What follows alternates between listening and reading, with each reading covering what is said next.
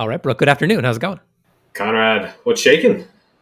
Not too much. It's the throes of summer here. So this is my note. You're not a glasses wearer, I don't think, Brooke. But the moment you go outside and your glasses fog up, that's when you know you're in for the warm season here in South Carolina. But Right. You know what? I did just get the new Ray-Ban Facebook or Meta oh, glasses, which are pretty actually pretty wild.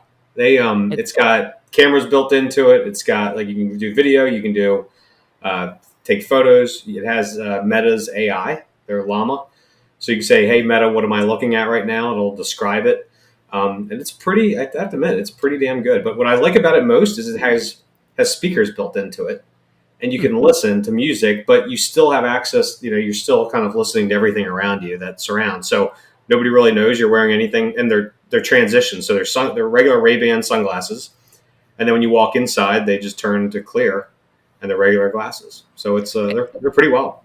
it's so interesting how sometimes people have the right idea, but they're too early. Like if you remember Google Glass, it was like that idea, but they timed it wrong. Like it looked horrible. It was too nerdy and stuff. And now like Ray-Ban, like it looks cool. Like you picture someone cool wearing Ray-Bans. You don't picture someone cool wearing Google Glass. Yeah.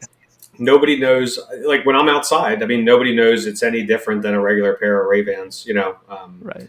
Other than if I take a picture, it lights up, or if I do a video, it kind of there's a little white light just kind of let you know that you are being filmed or taking your photo. Yeah, yeah. I can't wait for the concerns of someone being like, "You're filming me without my consent," and ripping glasses off your face. Like, you know. Well, maybe we'll have Eric bail you out of jail when that happens, and Right. someone beats you up or something like that. Good But segue. Eric, welcome to the show. Appreciate you hopping on today. I think this will be a fun one. We always like to ask this of the guest as they get going here. Do you recall, Eric, how you originally connected with Brooke and the Vintory team? So it was back before Vintory, actually. I think him and Brian were working for LiveRes, and we contacted LiveRes to be our property management software when we started Current Tides. So we just reached out, and that's how we met. That was it, man. It goes way back then. If Live Res days, so yeah, I Yeah, didn't even remember that. I remember you were on Live Res, but I didn't remember that was how we originally met. And yeah. yeah, And and then we then met again. yes, then we actually talked to Eric in the early days of Vintory, and he's been a long time partner and super loyal, and been become a good friend. So really excited to have him on the podcast today. So when Current Tide signed up for, Vintory and the platform, I was working in Egypt for a while. I was actually at Houston Intercontinental Airport, ready to board a Lufthansa flight to Germany and on to Egypt. And they said, "Hey, this pandemic it's happening." I said, "Let's just go do it. We're going to pick up some properties." There you And then I was locked down in Egypt for 13 weeks. go.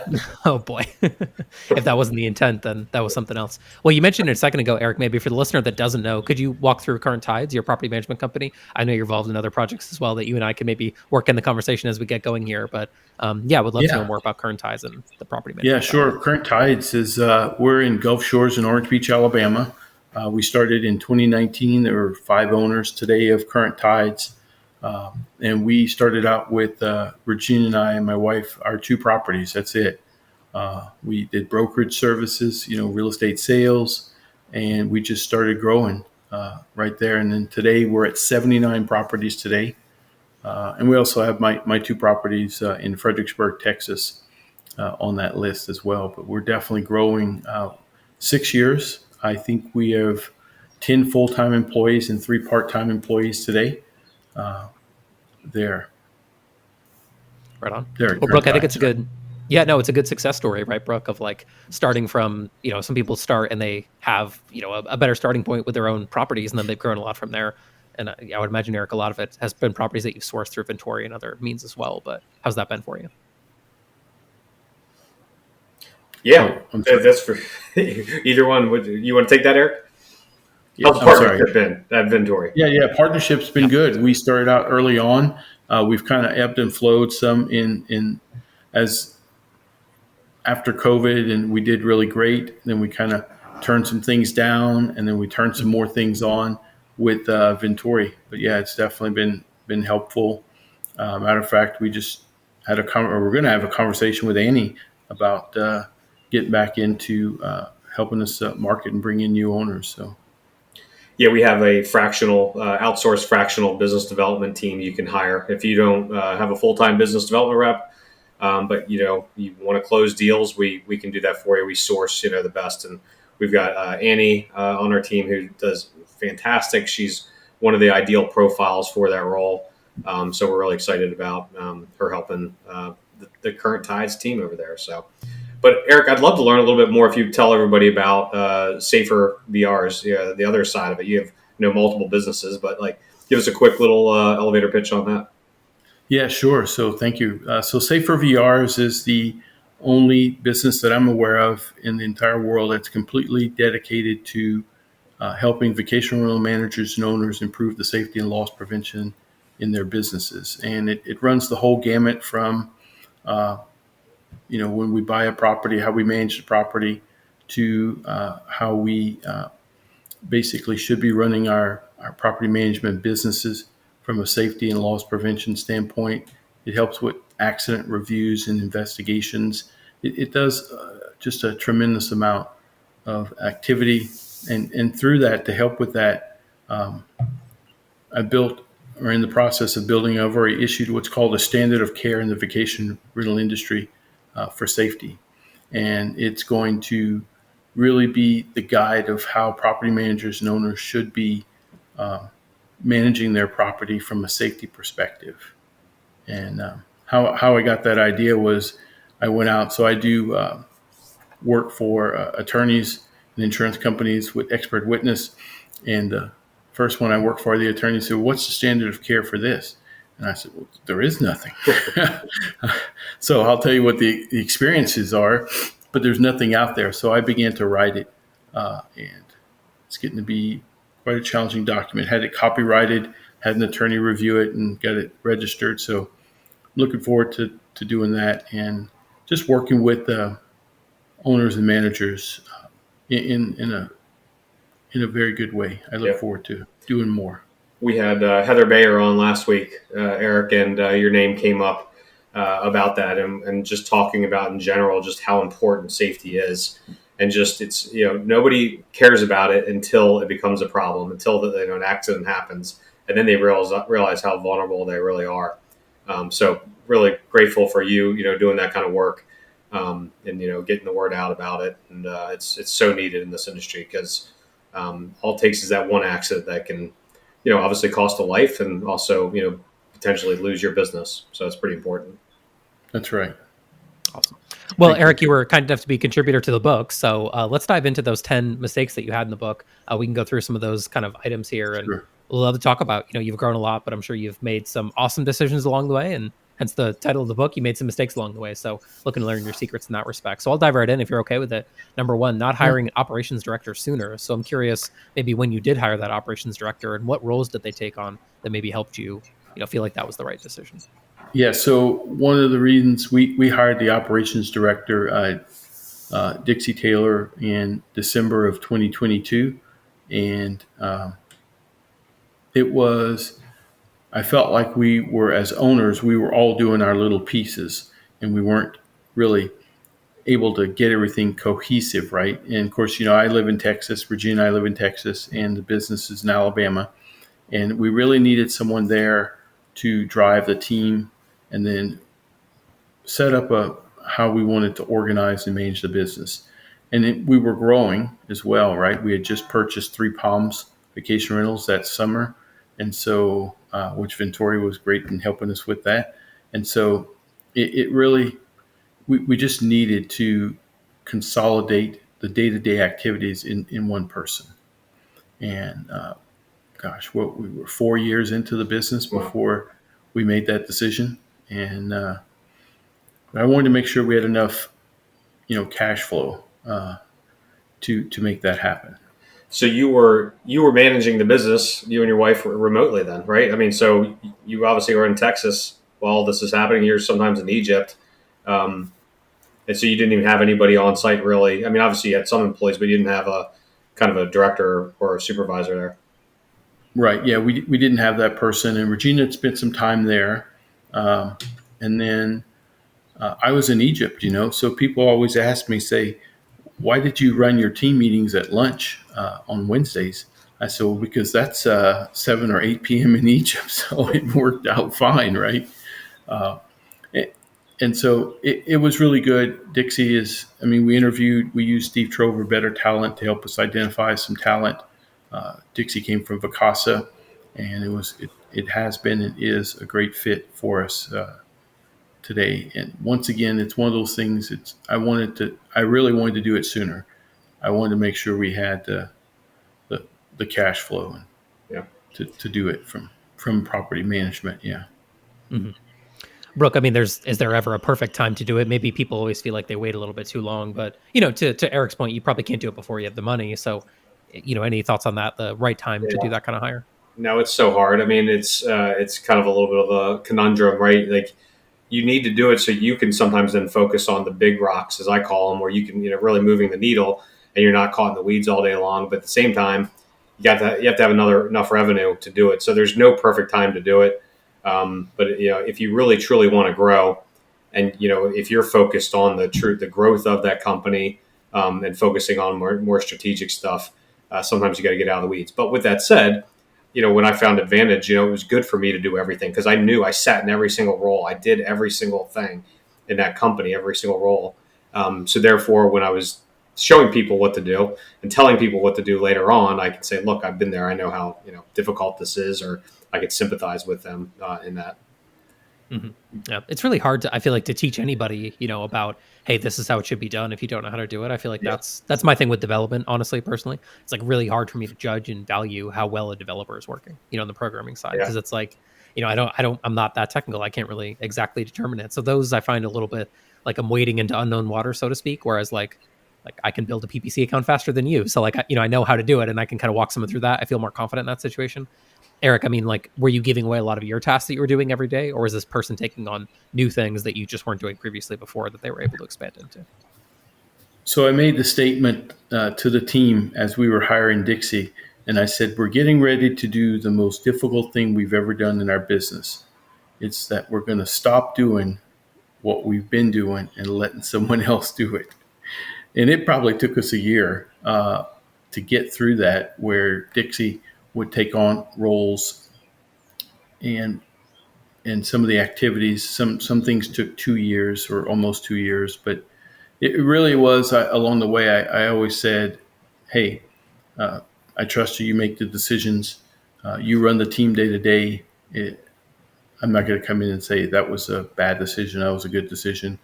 I'm just going to come in and you ask me anything you want and I'll help you. So slower transition. The great thing is Dixie knew the market. She was there with Myers and Vacasa for 11 years. So she knew the market. That part was really excellent. And it was just moving into how we wanted to run the business. And of course, one of the things we had as a value is safety in the business. And that, once again, not everybody, like Brooke said, I think everybody understands it, but then we really focused on it and said, this is not negotiable for the team. So, yeah. Exactly. Well, I'll go to number 2 then, Eric, because I'm curious. It's kind of the opposite one. There were some times when you hired too fast. So walk me through those situations. When was there a hiring too fast kind of situation made? And how'd you know that was the wrong decision, as opposed to maybe the first one where it took too long? Yeah. I mean, early on, we hired individuals who came in and could do the work for us. We needed help. We needed housekeeping supervisor. Eventually, we needed what I created the role, what's called a property manager.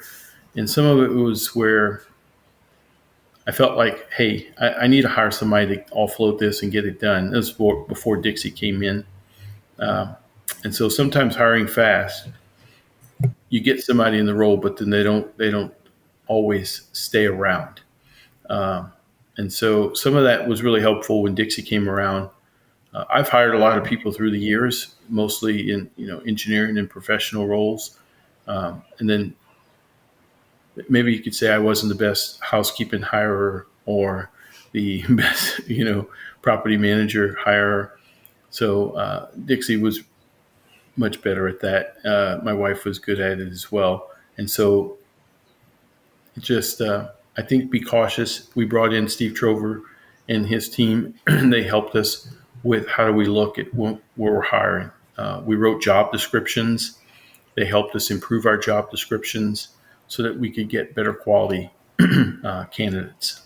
Was it hiring too fast, or was it just maybe not having enough information about them? Not having those psychometric personality assessments from Better Talent. Or it was probably some of both, Brooke. I mean, one is when you need help and you just need a body, or you think you need a body, that there. And I think the other part was, Steve and them coming in and helping us from Better Talent.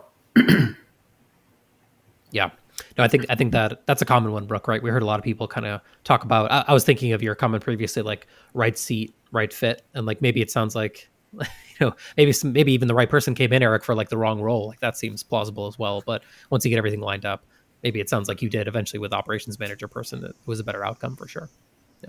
Yeah. It definitely was. I mean, sometimes, how you feel about something it's important, right? But then we definitely moved people's seats. They didn't leave the bus. They just moved different seats, and that was helpful. Once they're there and we figured out, okay, well, this individual will be much better in this role, and we'd move them around. So.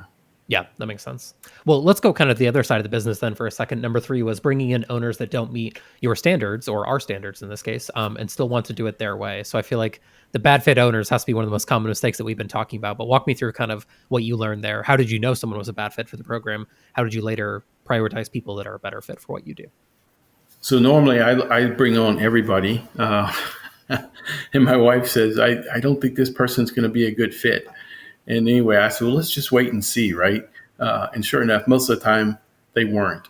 And then we started looking at, owners, for example, that want to run their own website and still promote their property and then come in and book it and say, well, that's an owner block. And I said, well, how can you have 10 owner blocks during the summer? So really getting to understand and know the owners and meet with them. Right. So we did another acquisition in late 2023, and we definitely got to meet all those owners and learn all about those owners. And a couple of them, we just said, I don't think it's going to be a good fit. Of course, they still had to talk me down off the mountain. And I said, you sure we can't manage that? And they said, no. So maybe I haven't learned it well enough, but I'm getting there. And then it's those owners. So it's an easy stop for me for those owners who won't fix safety problems. I mean, we had one that had a dock and they wouldn't repair the dock. And this was our first year. Someone stepped through the dock, went through the board, and that was it. I said, we can't do this anymore. So that part got easier. But then really the team had to bring me down and say, look, you can't just bring on every owner that wants to come in here. Let's look at them and vet them a little bit more. So, yeah. Look, this one came up time and time again, Eric, and I fell through this trap as well. Is the, not meeting our standards and wanting to do it their way. In the beginning, like you just want to get properties, right? So you'll make excuses, you'll sign them up. Then you realize though, a lot of times what I found was the people, look, and Conrad's brought this up many times. It's like if you get somebody that can afford a $600,000-$700,000 or $1 million second home, you know what I mean? Like they're pretty successful in their job. They're usually type A. They're used to getting things their way, most likely. So when they start really driving and pushing, like and circumventing your rules that you have there for a reason, sometimes it's easier just to say no in the beginning. So you're kind of avoiding those, or you got to let them know who really kind of controls, who's the professional here. It's you, right? It's not them. It's not the owner. You are the professional. You do this for a living. And you should be the one that's kind of driving this bus, so to speak.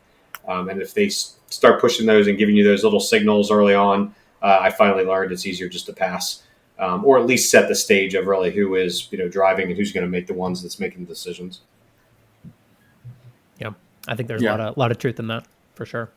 Well, the next one may be more of a kind of an emotional kind of side of it, right, Eric? Dealing with problems and going through those items. So number 4, choosing to blame and punish rather than learn and get better. So any examples or stories you can share that maybe the old way of doing things and how you approach things now, maybe when mistakes or problems do pop up. Yeah, so working as a safety professional, and this is really something that I learned, as a safety professional, basically that how we ask questions and when we look at situations, whether they're an accident, an event, or a housekeeping didn't turn out right, or the maintenance job wasn't completed, we tend to, as human beings, want to ask the question why and then immediately move to blame and punish, right? So this is one of the human performance factors for leaders. I think it's number 2, is that if we begin to ask and shift ourselves from what happened instead of why, and then understand the context of what's going on in a particular situation, we'll begin to understand that, like Eric Thibodeaux as the leader of Current Tides is really the problem, not the housekeeper, right? I scheduled too many cleans on the same day. I didn't provide all the materials. I didn't give them the right code, right? I hired the wrong person too fast, maybe, right? So those things where we begin to understand what's happening and begin to adopt that, I, the leader, am responsible and accountable for everything. And look at it from that perspective rather than blame and punish. Something to be said about that, right? It's like you as the CEO, you as the leader, the owner of this company, ultimately, if there's any mistakes made, it ultimately does trickle down, or trickles up to you. And that's a great way to look at it. And I've taken that same stance on certain things. When I started getting upset, somebody did something wrong. I'm like, ultimately, it was my fault because, maybe we didn't train them, correctly or tell them the right way to do it. So buck stops with you. Yep. Yes, sir. I had a mistake pop up recently, Eric, and I thought of your. I found the mistake, and then I went into chat and I said what you told me about a while ago, which is what happened, not who did this, or like starting to point fingers, but just first, like, let's figure out the facts of what happened first, and then we can try to fix the problem. And it turns out an employee did make a mistake, and my thing that I'm big on is intent. Like, if someone accidentally made a mistake, they didn't mean to do something, and it messed up. I'm like, my anger level is like a 2 out of 10. If someone maliciously does something or like knew better and then did it wrong anyways, that's when I get up to like 7, 8. And I'm like, what the heck, for the clean filter, we'll keep that intact. But, that's kind of my logic on it, is like, I'm not, the outcome is one thing. The intent to me matters a lot, personally speaking. I'm big on intent. 100%. We had a guest, we came in and found a coffee table glass over a coffee table broken. And so the team automatically went to charge the guest. And so I called the guest, excuse me, and I said, tell me what happened. And they said, we were cleaning so the property would be in really good shape and your cleaners didn't have to work so hard. And we dropped something on the glass. I said, I appreciate it. And I said, we'll take care of it. You don't have to pay anything. And I mean, they just start crying because the cost of that was probably about 20% of what they paid to stay in the property. Wow. But we have accidental damage waiver. So, and they were so grateful. And they said, we're coming back to see you again. Because we asked the question, what happened, instead of saying, why did you break the glass? Right. Yeah. Great story. I think there's a lot to learn from that for sure. And that's why we have these policies, something small like that. I like you. I don't know if you're like this, Eric. When I stay in a vacation rental, I also try to leave it relatively clean. I'm not saying I leave it, where the cleaner has to do nothing, but I never want, certainly a client of ours, to ever think that I'm a bad guest. So I've done that before, blocked out an hour before we leave and like actually clean the place up a little bit before the cleaner gets there. I had one client tell me sometime, he asked me if I stayed. I was like, did you stay? I was like, yeah, I stayed, but I'm not going to leave it a mess. So. Yeah. Whenever I go, the housekeepers take turns of who wants to clean after Eric leaves, right? Because they know it's going to be super easy. Yeah, they know it's going to be an easy one. It makes up for the ones that are just like, crazy, awful. Yeah, right, exactly. I try to give that cleaner an easy time. I know they're going to have some bad ones in there. Sure. Well, all right, next one up here, Eric. Moving along. People make mistakes in our business, and as a leader, I've now contributed or caused those mistakes. Listening to the team, owners, and guests feels like maybe a cousin of the last one with respect to like accountability, holding all those things intact. Anything else to add into that, or does that one kind of fold in nicely with the previous mistakes? Yeah, they bleed over, and they are similar. One is what happened, and basically the next part is as a leader. And once again, I didn't learn this. I mean, I was a leader in an oil and gas, major oil and gas company working around the world, and some of this came to me much later. So understanding that as a leader, we're accountable and responsible for everything that happens, and more than likely, probably around 95%, 98% of the things that go well or go wrong is because of what we did. And we like to say, hey, yep, we were there when we picked up those 10 new properties. Are we there all the time? And we need to be. Yeah, exactly. All right, so switching a little bit more tactically, kind of boots on the ground, that side of it. Not switching to our own laundry facility quicker. This one came up a handful of times. So I guess I'm curious kind of what was the decision process here? Maybe when in the business, like how many units or how many turns were you doing when you got the own laundry facility, and what set of benefits have you realized in the business since then? Yeah, so we had grown to, we were probably in the 40 to 50 property range. And we said, we had small washers. And I said, we need bigger washers. So I asked the laundry team, one of the business owners, to find one, and it just wasn't working. And then we were sitting here at the house, and Virginia and I were talking, and I said, we just got to get a commercial laundry. And so she turned on her computer and said, here you go, I'm going to call these people right now. And so she called those people, we got a quote, and boom, within the next week, it was installed. Commercial washer, commercial dryer, and then we had to make some more changes. We put in tankless hot water heaters to keep up with that, and then checked our effluent flow and grinder pumps. So that was, then of course, I said, hey, we need a carbon monoxide alarm because now we have gas in the building. And so we took care of that. But it was just one of those things where, why did we wait so long? Why did I wait so long, right? Eric, when this did come up all the time, and I was really surprised by this. I mean, Justin Ford, Dennis with Cassiola, Brian Olson, Sarah Bradford, Andy Medic, Darby and Taryn with State Local Nashville. Like, it came up time and time again. But like, at what point does it actually make sense to do it? How many properties did you have when you started it? We were probably in the 40 to 50 range when we did it. Today we're at 79. Yeah. Okay. So I know Dennis with Cassiola, he said, one of his quotes on the book was, it was so much easier to get a laundry system started when you have 20 homes than when you have 200, which I thought it'd actually be the other way around. It's like you got to get to the point where you have enough critical mass to actually make it worthwhile. But it sounds like from his perspective, he wishes he started earlier. And I know Justin Ford said he wishes he started at an earlier stage too. So do you think that makes sense? Like it's easier to do when you're smaller and then you can kind of grow into it?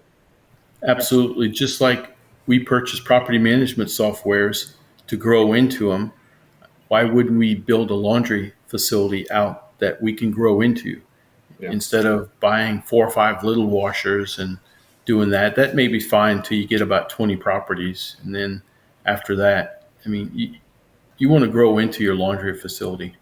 Was it an instant profit center for you? It was to some extent, because now I'm just hesitating a little bit because I'm trying to remember how much money we made off of it, because we kind of combine.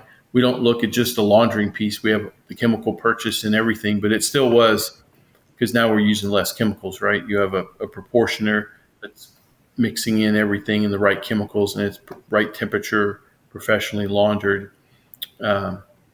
So laundry and housekeeping is a profit center for us. I won't say laundry is a profit center. It's part of the whole housekeeping process, and it is. It is. We just started doing a deep dive here in May about what it costs per property just for like tech stuff, not people stuff. Tech and people based upon bookings and fees and everything. We can adjust commissions and things. So housekeeping is in there. And we roughly are making about $100 per property per turn, maybe a little bit less, 80. We bought a lot of linens this year too. So, but yeah, I think it's a profit center, but it also helps reduce the backlog. Even though we have a mountain after Memorial Day weekend, here we're still catching up. Yeah. But it lets you get through that process quicker. And like I said, quite a few people mentioned that, so I think there's something to that. Something that's near and dear to my heart, maybe we'll go to the next one, and not doing a better job of direct marketing to past guests. So what was kind of some of the steps that you took to do some of that direct marketing out to past guests, and what sort of benefits have you seen? If you're able to share like your percentage of direct bookings or something like that, maybe that's helpful too for the listener. Yeah, so we just weren't doing it. And so I didn't think LiveRes had a great capability to do that.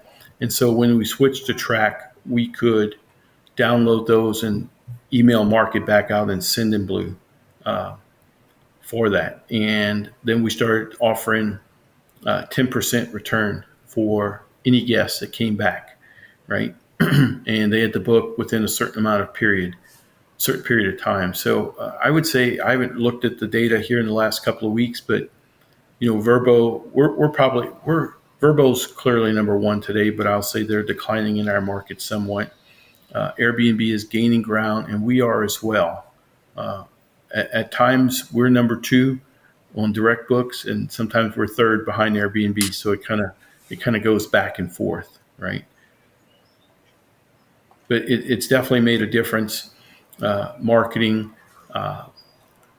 running ads and different things on our Facebook account, Google AdWords. So it's been helpful. Right on. I like it. That one wasn't mentioned a lot, so I like that one. Kind of going again more to like the complementary side of the business then here. I believe we're at 8 now. I put bullet points in here, not numbers. I think this is right. Maybe it's 7. Not hiring more realtors for our team several years ago. So you have a real estate component to the business, Eric, as well as the rental side of things. What's kind of been the split of like your effort? What do you know the right level of realtors to hire in? How's that been working for you? Yeah, so I really wanted to hire more realtors in the beginning. And so that we could go out and sell. 2019 through 2022 was really good years for real estate sales. 23 was a challenging year. 24 is back. Today, we only have 2 realtors in our office, our broker and 1 salesperson. And actually, I'm going to get my license here.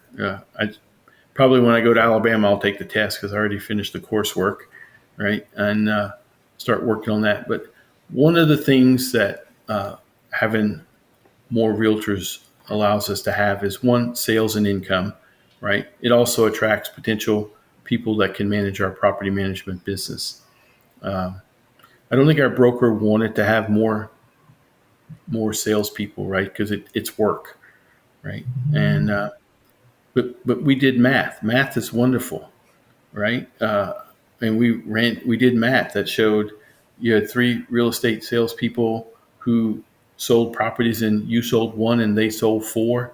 Look at the math. The math is very powerful in the broker favor. Brooke, you're a big math guy. Thoughts on brokerage? Yeah. So I'll take. I don't want to call it a contrarian view of this, but this is what we did, and it actually ended up working. It was one of those strategy moves that you didn't know how it was going to play out, but it actually worked out really well for us. So when we launched Vantage Resort Realty, like I knew nothing about real estate. I knew nothing about vacation rentals. This is 2007. We're obviously not in a great time for real estate. And I decided, we're going to build out a real estate team. So here I am. I'm building out a real estate division. I'm building out a vacation rental division, all running in parallel. And about a year or 2 in, I realized I was spending all my time and effort trying to manage what I called the bad news bears of real estate agents. The only real estate agents I could recruit were the ones that really didn't do much, and so I built up this team. We had about 8 or 9 agents. We had a sales manager who was a little bit, let's say in the latter part of her career, and we were closing nothing. You know what I mean? It was 1 deal a month, or 2 deals a month. It was nothing, And finally I said, you know what? There were these 2 guys, Chris Jett and Terry Riley, who were the number 1 sales agents in a community called Sunset Island. Sunset Island, we were determined was like one of our ideal, like one of the primo communities we wanted to go after. And they had like 98% market share of every single sale in Sunset Island. They worked for the developer when the developer was there, and then when they stopped building, they ended up doing all the real estate. What I did was I said, and they were working for another real estate broker. I said, you know what? I partnered up with them. I said, here you go. You guys will have like exclusive real estate. Um, you can run our real estate sales division. We will send you all the referrals that we get. We'll get a referral fee for doing that, and we'll pay you a really high split, almost like a Remax split. Just pay us like a per file kind of closing, just to kind of help. And then you have to rent like a desk, rent your square footage of your office. So it was kind of like their own little real estate brokerage. But here's what ended up happening: we immediately saved like $100,000. Because I didn't have to pay the broker, I didn't have to pay the sales agent or sales manager, I didn't have to pay some of the marketing and stuff we did. And then we got a referral fee of 25% for every deal we referred over to them, which was actually quite a bit of business from our rental business. And they ended up sending us so many referrals where we ended up getting over 100 properties in Sunset Island. We by far had the lion's share of inventory.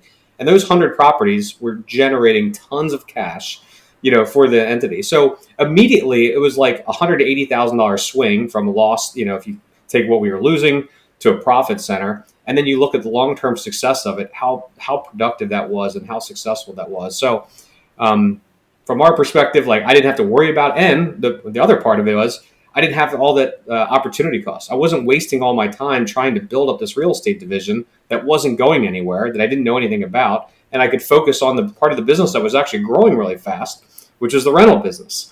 So it was one of those strategic moves that we did early on that really kind of set the course and ended up making us a lot of money for a long time, because many of those properties are still after 2 sales of that company, are still with that company, from Sunset Island. I mean, I'm talking dozens and dozens of those homes are still in that rental program.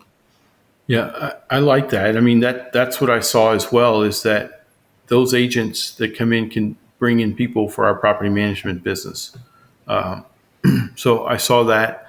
And then we also did, we run 2 HOAs, and those 2 HOAs, we have several properties that come through there, just because when you call, back to your point, right, Brooke, when someone calls the office, you answer the phone, right? And so we were helping a lady out with her HOA issues. And then later she called back and said, I've been trying to call my property manager and they won't answer the phone. Do y'all do property management? And we said, yes, we'd like to help you. So, yeah. That's so great. Agents and HOAs are great ways to bring in that property management cash flow business. Yeah. I think you hit the nail on the head there, Brooke, with respect to who's the top agent, because just like there's 10X developers, there's 10X salespeople. Oh, yeah. There are absolutely 100% 10X agents. There's 5 or 6 or 10 agents in some markets that will outsell the next 100, on the bottom of the list easily. So I think that's the key. Yeah, it's the 80-20 principle, 100%. Actually, it's probably more like the 95-5% rule here.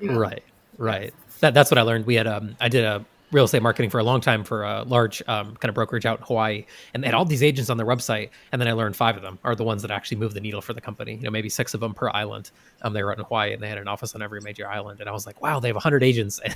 Most of them are just kind of cosplaying as real estate agents, not actually doing real estate transactions every day, like some Cosplaying. Yeah, basically.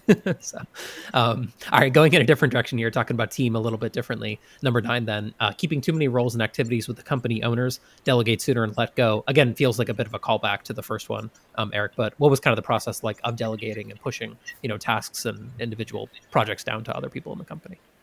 Yeah, once Dixie was there, we could begin to release some of the activities that each of us as owners were holding on to. And back to my point, it really was the more challenging thing for us to do. I mean, for example, I just declared earlier this year that I'm not creating any more listings in Track, our property management software, right? So we have the team that does it. We went through, we wrote a whole onboarding procedure, offboarding procedure, and I used to do all that. And so slowly giving away things to different people, but still understanding, I think as owners, understanding what what's going on is important. We just didn't do that fast or efficient enough. Yeah. Yeah, I think that's always the challenge, right, Brooke? Like, what do you give up? And then you probably have to give it away slowly, right? It's usually not like, all right, here's everything I'm doing, and then just walk away. It's like piece by piece, like Eric's describing. Yeah, I mean, like a lot of people talked about this. It's that delegation, and people are sometimes anal. Like they've controlled it. They've built this company. They knew they can probably do it better than anybody else. But if you truly want to grow, that business, you eventually need to learn how to delegate. And I think I've told this story before, but I went to I'm in a group called EO, Entrepreneurs Organization. I went to a retreat, and our keynote speaker said something that really resonated with me, and it was something like the effect of this. He said, the width of your bottleneck in your organization is really directly correlated to the amount of decision makers you have in an organization. If you have a small number of decision makers, you have to slow down decision making. Therefore, you create this bottleneck. And ultimately, this is the number one factor that really determines, how the ability of your company to scale. If you do that. And again, Jason Sprinkle talked about this as well. He said, I love this. Get out of the way. Find great people and get the heck out of their way. It took me way too long for me to get out of the way. And this amazing CEO we found with Ashley, she was way better at running the business than I should have gotten out of the way much earlier and focused back on growth and sales. Most of the lessons here are things that she and the team put in place once I stepped back. She taught me that if you can't get out of the way of your team leaders, then you selected the wrong leaders. Yeah, I like that. It's good. Awesome, Eric. So the last one here, I think will be a fun one. Not dedicating the resources for owner acquisition. So walk us through kind of your owner acquisition game plan. Sing my song, Eric. Yeah. And what's the playbook look like today for owner acquisition? One, it's just about dedicating the resources, whether it's the people or the time to get it done, the cash to get it done. Like I said, we've done different things with Vintory in working to bring the needle on. And I would say most of it was our team members. So once we kind of pull that away from the owners, Dixie pretty much runs that now. It's going much more efficiently. Realtor referrals is something we're working on right now to grow. And it's like planting crops, you just can't drop the seed in the ground and tomorrow you want a full grown plant. Yeah. So that's what we've been doing, and that's what we're looking forward to beginning to see some crop production in August and September. So that's right. Yeah, it's more properties through organic or great. But yeah, and the other thing is when I'm in the business, this whole acquisition that happened was because the last one we did, we picked up 25 properties. I just asked questions and I got answers, and we had a remarkable acquisition for probably $6,000 a contract for high quality properties. So it's good, right? I couldn't do that if I was in the day to day, like we mentioned, and then just setting up processes to bring in people using the Vintory app and the website and their tools has been beneficial. Nice. Do you have what I found is almost everybody has a set budget to get guests, like to get repeat guests. They've set it aside or get to even just leveraging OTAs and everything.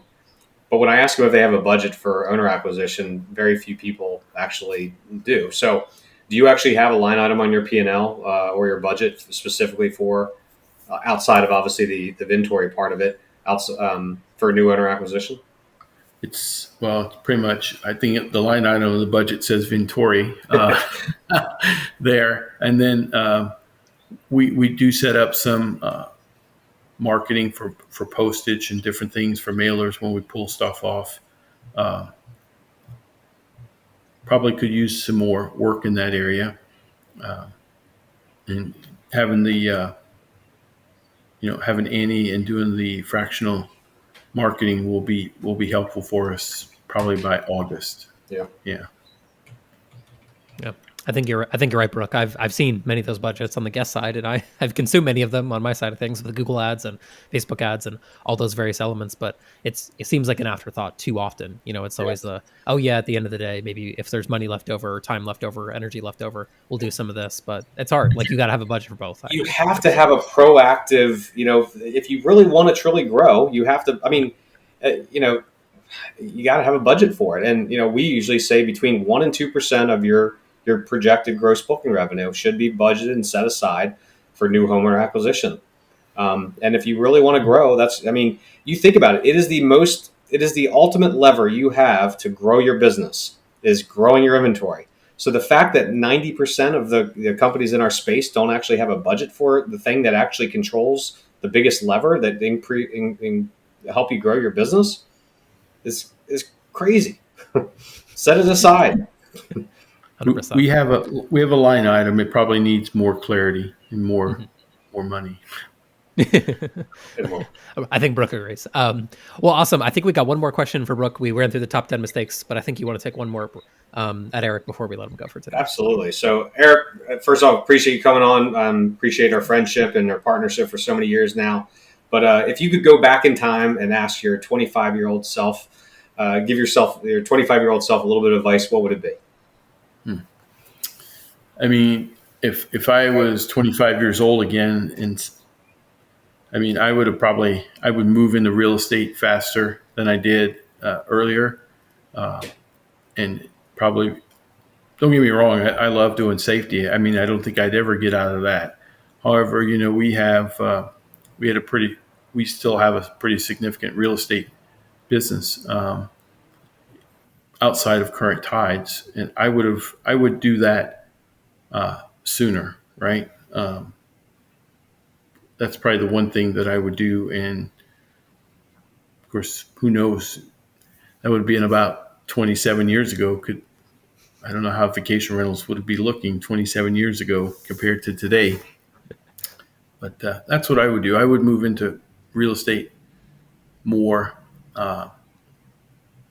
in a pretty significant way. We did eventually in 2009, and still till today. It's just, I think it's so much better. A lot of that is just, listening to others as opposed to figuring out what you could do and go out and do it. So, Right on. Awesome. Well, yeah, again, Eric, thank you so much, for recording with us today. I think it's so good to get kind of different perspectives and different voices. The safety thing was mentioned, as you mentioned, Brooke, in our recording with Heather, but good to talk to, that side of it. And of course, the growth you've seen on current sides is amazing. I feel like people don't know you enough for that, but you have this whole flourishing property management business as well. So fantastic. Thanks everybody for listening. One thing that would help us a lot, if we get more reviews, that gets more listeners. So if you go to your podcast app of choice, iTunes, Spotify is where we get the most downloads. Leave 5 stars for awesome guests like Eric, and it'll help us get a lot more downloads. We appreciate that. Thank you so much, and we'll catch everybody on the next episode.